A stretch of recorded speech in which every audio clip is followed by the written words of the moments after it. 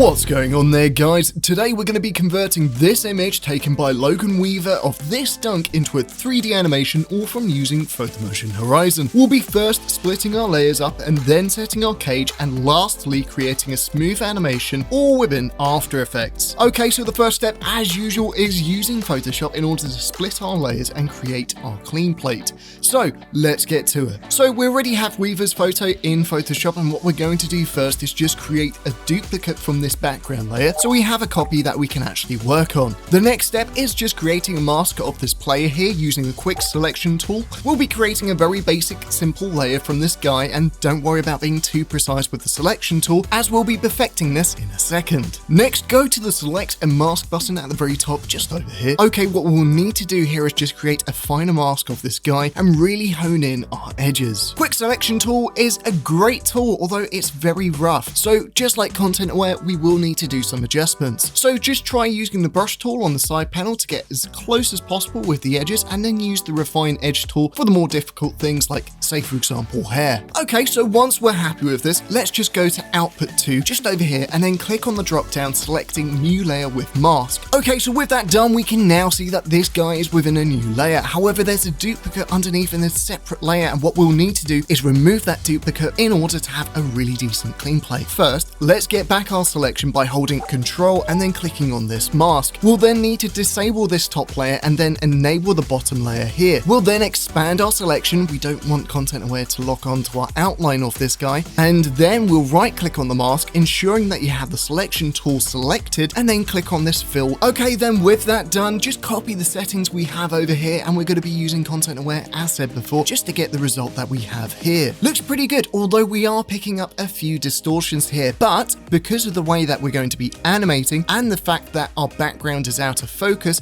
it doesn't really matter too much. This is one of the reasons why it's important to have a small plan of action, as we could perfect this clean plate so it looks perfect, but there will be no point as we're really not going to see that within the final result. So with that done, let's get to using the selection tool again to mask out this hoop from the overall image. Problem with this hoop, as you can gather, will be these holes within the net. Now we're not going to get rid of all of them through the quick selection tool, so let's just go to select and mask in order to create this really clean mask. Okay, then with that done, let's go to this output 2 and change it to new layer with mask. So once again, we'll need to remove this hoop from our clean plate behind it. So hold Alt and then click on the mask, then disable the actual layer and then click the layer beneath in order to select it. So with that done, as before, let's expand our mask, setting the range here to around about 15 pixels. So again, we're going to use content aware to get rid of this hoop. So right click, then go to fill, and as long as you're happy with your settings, hit OK. Right, so we want to do some cleaning up, but nothing too much. Just use the clone stamp tool to get rid of a majority of these small hiccups left behind from content aware, and for any of those larger areas, we can use the patch tool just over here. Cool, it's really coming along now. So let's rename our layers to avoid any confusion with an After Effects. So let's just make sure to save this somewhere convenient. Just make sure that when you save this project, place it somewhere where it's not going to get moved or shuffled about. Otherwise, we're going to run into a very pesky missing message from After Effects. Okay, so with the Photoshop part of the tutorial over, let's get to Photomotion. So with Photomotion, as most of you are probably aware, it's a portable application. You'll just need to double click on the file here, which will bring you into the start screen. No additional plugins or scripts, just double click on the project and you're set to go. Okay, so in order to import our picture, what we're going to do is we're just going to go to the desktop where we saved our Photoshop file, drag and drop it into our After Effects project, and then where it says import kind, just make sure it's set to composition. We really don't want all of these layers to merge back together. Since it is a viewport based application, most of our work within Photomotion is done within the viewport, of course, and the effect controls panel. So with that being said, just click on this Start Horizon button over here, and that will bring us into the main dashboard. What we'll be doing here is just clicking on this Add Photo button over here, and then we'll drag our clean plate into this composition. We'll then parent it to this layer above whilst holding Shift. This part is important, and that will become evident in the other layers. And then we'll scale and position it using the layer above, not the base Photoshop layer, and that's because we can copy these attributes from the layer above across the whole entire project, saving us quite a lot of time and energy. Okay, back in the dashboard, we have this controller which morphs our 3D cage. What in essence this is a 3D representation of our scene, and while our image is fairly straightforward, with others you may have to add some rotation to some of these panels here. In any case, with our cage set up, let's get to sorting out our aspect ratio and export resolution nice and early within our project. We can do this by just going over to the resolution button on the main dashboard and then navigating over to effect controls and changing this aspect ratio to portrait. We can also change this export resolution here by changing this 1080p into 4K. Quick disclaimer, by doing so you won't actually change your preview resolution on the main viewport, so you won't see any project slowdown if you change this option, which is pretty neat. Okay, so with all of that said and done, let's get to layer 2 and import our first layer, this guy here, and parent it to the layer above whilst holding shift, and that will scale it accordingly. So we can also do the same here with the hoop, bring it into the project and then scale it just by parenting it to the top layer whilst holding shift, which will copy these attributes that we gave to the background just earlier. So even though we've done that, we're still actually not limited in terms of moving these layers independently within the project. We don't need to go back to Photoshop, of course, to do this. Just select the actual base Photoshop layer and then move the positioning. Don't do this to the layer at the very top where we've been parenting to, otherwise that's going to move the whole entire project, which of course we don't exactly want. So back in the main dashboard now, we can see that our layers here have fit in quite nicely. Because we don't see this guy's feet, we really don't need to pin him in position or have him locked into place. In saying that, let's get to importing our next layer, and we can do that by just clicking on this layer 4, import, and finally we have this countdown clock over here on our desktop, which we want to use for our main animation. Ticks down from 3 seconds to none, which is pretty neat. So just a quick case in point, you're really not limited in terms of still layers. We'll just drag it in here, and since it's not part of our overall Photoshop project, just scale and position it manually using the actual layer attributes itself. Back at the main dashboard, we'll just move into the animation part of this tutorial by going to this animate button, and then within effect controls, we'll tick this checkbox, show controls animation. Next, we'll just change our frame count to time by going down here to these units and then holding control, then clicking on the numbers. Then we'll make sure that our time head is at the 5 seconds point and then mark out in order to have a clearer vision of what our timeline is. So with our playhead at the right spot, let's get to creating our animation by clicking on this magnifying glass on our main controller and adding some zoom here. We'll then move our controller into position and then add some vertical movement by clicking on this icon over here at the bottom of the controller and adding some upwards movement by dragging this slider up. Okay, so with that done, let's get to moving our controller further and then adding some movement to the right. We'll also set the multiplier to around about 30. So if we click on the left side of the controller, we can also add in some tilt too and change that tilt intensity by just changing the multiplier.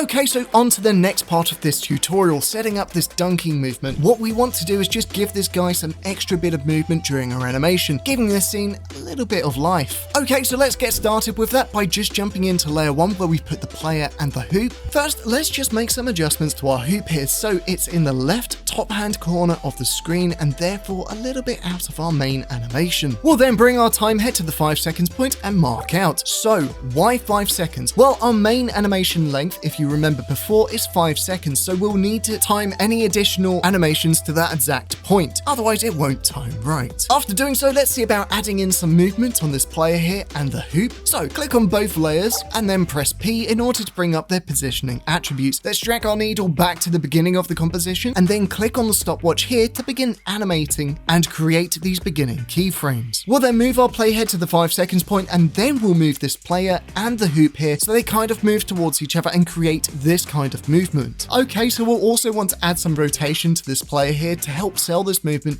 Only the player's layer selected, hit R to bring up the rotational values, and then bring your needle back to the beginning of this composition. Then click on the stopwatch to create this keyframe here, and then drag your needle back to the 5 seconds point, and let's create some rotation so it kind of looks a little bit more better. Cool, so this is coming together really nicely, but we'll need to change all of these keyframes over to easing, so select all of the keyframes, and then hit F9 on your keyboard, and that will convert these linear ones to these easing ones, which creates a far smoother movement. Okay, so now on to creating some of these puppet points. Bring your needle to the very beginning of the timeline, and then with only the player's layer selected, click on the puppet tool just up here, and then start creating some of these points along where there are places of connections. So say for example the legs over here, the torso, the shoulders, and the arms, head, and ball. Okay, so we're also going to change this image ever so slightly at the very beginning. We'll then move our needle to the 5 seconds point and create some more exaggerated movement, but but still nothing too big. More often than not, subtlety is the best way to go. Right, so with our movement done, let's look at how things are coming along. Very nice. Okay, so checking this out, there's one small problem here. We're not really seeing enough movement on his hair, which in reality would be moving with him, so this animation just looks a little bit strange. If we want to add further points, just bring your needle to the very beginning and add it here, after which move it to the 5 seconds point and then add the movement that you think it should have. So once again, just make sure to convert these new keyframes that we've created to easing so they fit this animation and the overall main one. Just hit U on the keyboard, then select all of these keyframes and then hit F9 to convert them to easing. Now you may have noticed that on the ball here that we're picking up a slight distortion on the end, and we'll need to fix that in order to make sure that it looks as immersive as possible. So at the beginning of the animation, just add a puppet point at the bottom side of the ball and then bring your time head to the 5 seconds point. You'll notice that it's not exactly ideal, but since this puppet point now exists, we have the opportunity to morph the ball back in its original position. So let's morph it so it looks a little bit better, but we can still see that even once we've done with the hand, the ball here, there's still a little bit of distortion, so it doesn't look exactly clean. So we'll repeat this process again, as said before, by bringing our needle to the start, adding that point,